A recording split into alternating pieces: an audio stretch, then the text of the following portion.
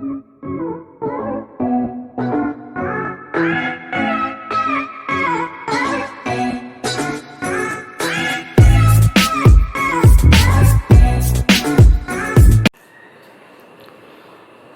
alaikum, my dear students and viewers. Welcome back to my online English class, English second paper, grammar. Dear students, today I am before you with a very important topic. A single phrase, let alone. Today I am going to discuss a phrase known as let alone. আজকে আমি তোমাদের সাথে একটি মাত্র phrase নিয়ে আলোচনা করব, let alone নামক একটি ফ্রেজ, যেটা বাংলা অর্থটা এরকম যে বাবা যায় না, দূরের কথা দূরে থাক। বাবা যায় না, দূরের কথা দূরে থাক। আমি একটু ক্লিয়ার করি, অর্থাৎ দুটি কাজের মধ্যে যেখানে ক্ষুদ্র বা ছোটটি বা নিম্নমানেরটি করতে পারে না, সেখানে তো বড়টি অপেক্ষাকৃত বড়টির কথা ভাবাই যায় না। এরকম কথা আমরা, এরকম এক্সপ্রেশন আমরা প্রতি মুহূর্তে দিয়ে থাকি বাংলায় নিজের মায়ের ভাষায় দিয়ে বিদায় সেটা আমরা বুঝতে পারি না। ইংরেজিতে বাবা যায় না, কল্পনা করা যায় না, দূরের কথা, এই রকম অর্থগুলির এই রকম এক্সপ্রেশনটা আমরা প্রকাশ করি let alone মাধ্যমে। যেমন অনেক মানুষ আছে, সে তার নিজের ছেলে মেয়েকে বিশ্বাস করে না, প্রতিবেশী তো বিশ্বাস করা তো দূরের কথা। এরকম কথা বলি না, যে সে নিজের ছেলে মেয়েকেই বিশ্বাস করে না আর অন্যকে তো দূরের কথা। এই দূরের কথা মানে হচ্ছে let alone. Okay, my dear student, আর কথা না বাড়িয়ে, now I would like to involve you in my class. Please join the class and watch the video up to the last moment. আমি এখানে ইতিমধ্যে কয়েকটি বাংলা বাক্য লিখেছি। প্রথম বাক্যটা হচ্ছে, সে তার নিজের ছেলে মেয়েকেই বিশ্বাস করে না, প্রতিবেশী তো দূরের কথা।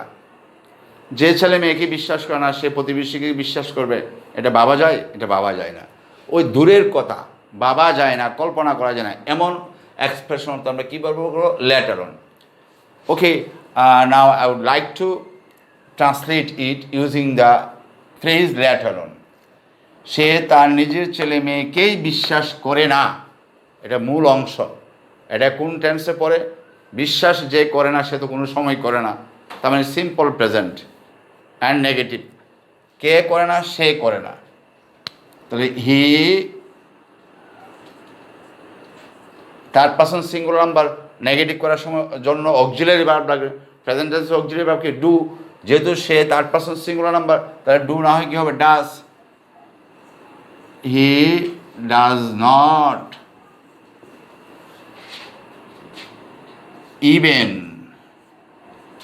ইভেন শব্দটা এমন কি, এটা করতে গানছে, ও যে বলছে সে তার নিজের ছেলে মেয়েকেই, অর্থাৎ এমন কি সে তার ছেলে মেয়েকেই বিশ্বাস করে না।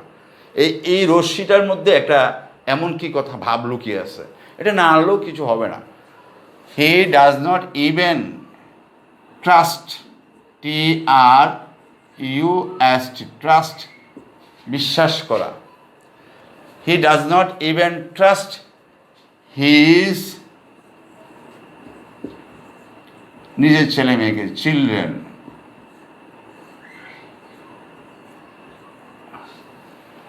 হি does not even trust his children. এখন আসবে কি? প্রতিবেশী তো দূরের কথা, তার মানে প্রতিবেশী তো দূরের কথা, এটাকে কীভাবে যোগ করবো? let alone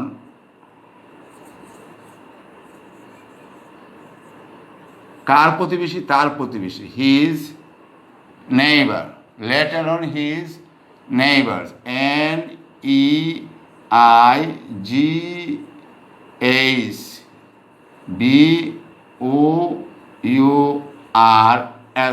neighbors. Let alone his neighbors.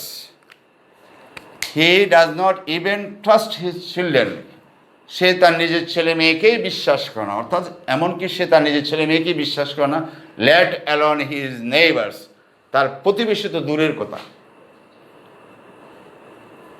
Have you understood? Okay, next one. সে তৃতীয় বিভাগে পাশ করতে পারে না, প্রথম বিভাগ তো বাবাই যায় না। আজকাল বিভাগ শব্দটা উঠে গেছে, আজকাল হচ্ছে grade, A plus, A grade, A minus. এই গ্রেডের আগে ছিল বিভাগের প্রচলন, ডিভিশন, যেটা বলা উচ্চারণ করতো ডিভিশন। যাই হোক, মানে বিভাগ। তো বলতেছে যে একজনে বলতেছে যে সে তৃতীয় বিভাগেই পাশ করতে পারে না, আবার প্রথম বিভাগ, তার মানে প্রথম বিভাগ তো বাবাই যায় না, তো সে তৃতীয় বিভাগে পাশ করতে পারে না। পারে না বললে সামর্থ্য ক্রিয়া আনবো, কোন টেন্সের? প্রেজেন্ট টেন্সের। সে পারে না, হি can not.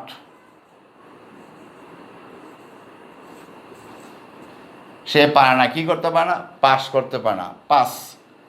He can not pass কোন বিভাগে? তৃতীয় বিভাগে। In the third division, third division or division. He can not pass in the third division or third division, সে তৃতীয় বিভাগে পাস করতে পারে না। Let alone in the first division, is not it? Let alone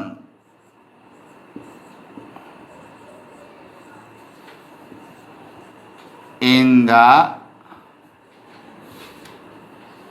first division,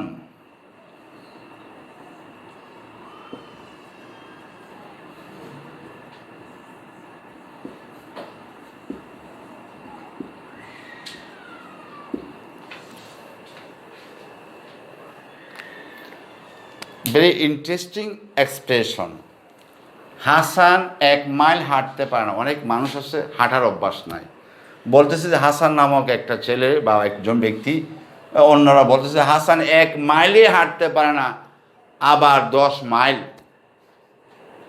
যে 1 mile হাঁটতে পারে না, এর 10 মাইল তো দূরের কথা। তাহলে কি হবে? হাসান পারে না, হাসান পারে না, হাসান ক্যান নট। কি করতে পারে না? হাঁটতে। Hasan can not walk a mile, মানে 1 মাইলই। Hasan can not walk a mile, আবার 10 মাইল, বা 10 মাইল তো দূরের কথা। লেট অ্যালোন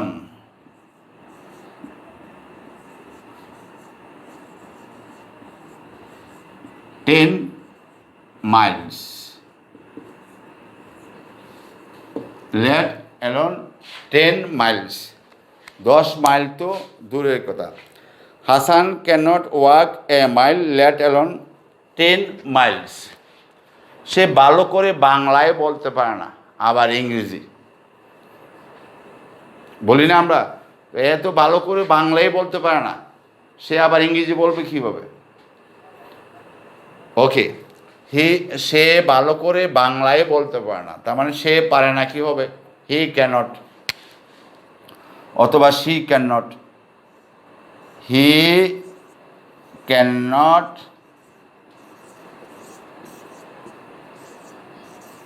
স্পিক,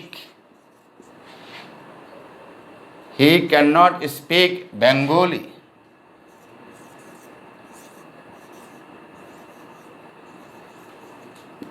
ওয়েল মানে ভালোভাবে। He can not speak or he can't speak Bengali well, let alone English, let alone English.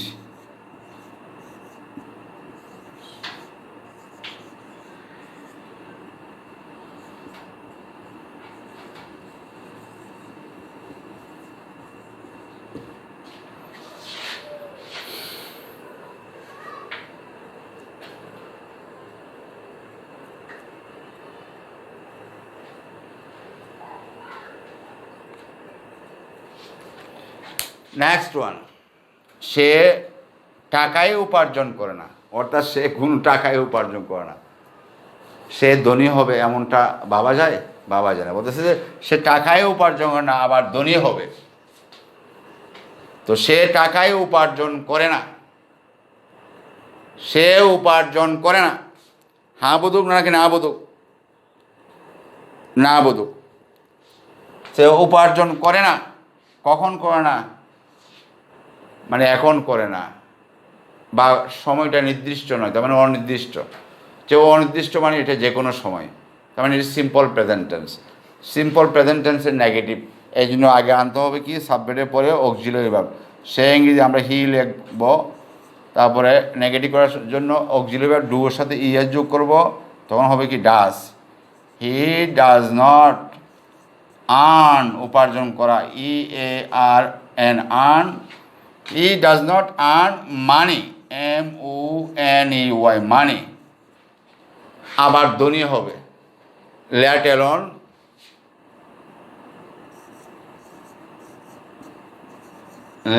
Alone be rich.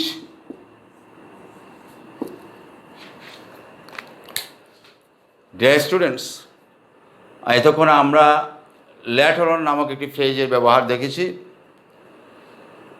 এটা কী অর্থে ব্যবহার হয়? যেখানে অপেক্ষাকৃত দুর্বলটা করতে পারে না, সেখানে সবলটা কীভাবে করব। যেখানে অপেক্ষাকৃত কম মানেরটা করতে পারে না, সেখানে বেশি মানেরটা কীভাবে করব। যেখানে অপেক্ষাকৃত কম করতে পারে না, সেখানে বেশি করব কীভাবে। অর্থাৎ লেট অ্যালোন, দূরের কথা ভাবা যায় না, কল্পনা করা যায় না, এইরকম অর্থে ব্যবহার হয়। আমি আশা করছি তোমরা ক্লাসটি উপভোগ করছো বা উপভোগ করবে। তাই আবারও বলছি, ভিডিওটা শেষ পর্যন্ত দেখবে এবং এইরকম নতুন নতুন ক্লাস পাওয়ার জন্য আমার চ্যানেলটি সাবস্ক্রাইব করবে। আর যারা ইতিমধ্যে করে ফেলেছ তাদেরকে অশেষ ধন্যবাদ। আর কথা না বাড়িয়ে এখানে শেষ করতে চাচ্ছি। সবাইকে ক্লাসে অংশগ্রহণ করার জন্য ধন্যবাদ। তোমাদের সাথে আবার দেখা হবে পরবর্তী ক্লাসে। ততক্ষণ পর্যন্ত সবাই ভালো থাকো। আল্লাহ হাফেজ। আসসালামু আলাইকুম।